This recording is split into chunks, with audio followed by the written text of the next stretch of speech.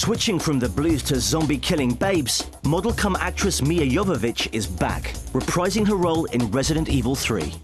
Battling rabid dogs and a bigger blood budget than the first two movies in the franchise, we met Mia in Mexico for a taster of what to expect this autumn when the movie hits theaters.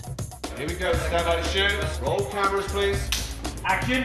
This is the opening action sequence of the film, and my character Alice has been running away, so she's been by herself in the desert, and she has like a little radio that gets distress signals. So she gets this like radio signal going, "Help us, please, help us," and it's coming from this abandoned television station. She's been lured into a TV station by a group of survivalists who've been posing as people who need help.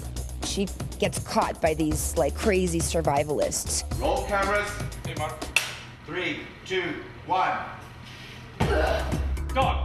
They throw her down into this pit where they've got like all these zombie dogs. Action!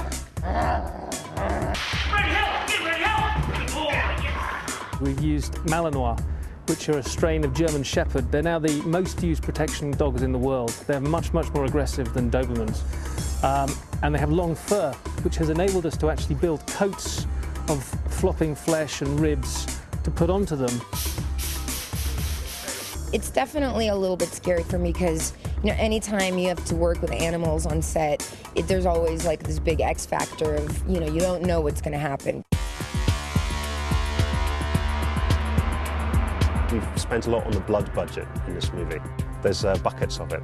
It's really funny, just offset, there's a woman who's stirring the blood as well. She's heating it in a microwave and just stirring it round and round. You can see in this kind of blood-soaked, rather unpleasant room that we're in at the moment, this is probably going to be the darkest and most unpleasant of the Resident Evil films. It's certainly the goriest. It's the new Resident Evil. Now, undoubtedly one of the most highly anticipated films of the year, we conclude the show with Matt Damon returning as assassin Jason Bourne.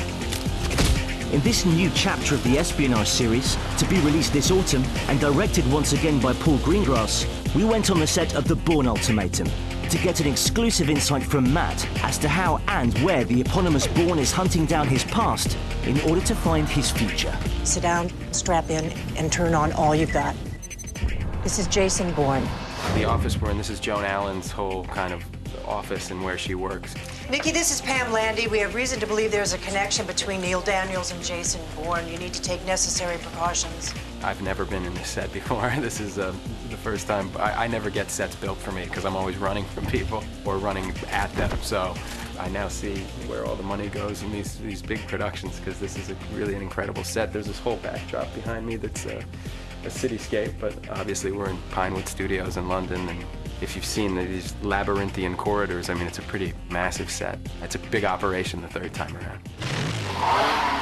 It starts in Moscow, and he travels from London to Madrid to Paris to Tangier to New York City, and we're gonna actually shoot in Berlin for a few days as well. I don't know if I'm giving anything away by saying that there's going to be a very big car chase again, and this time in New York.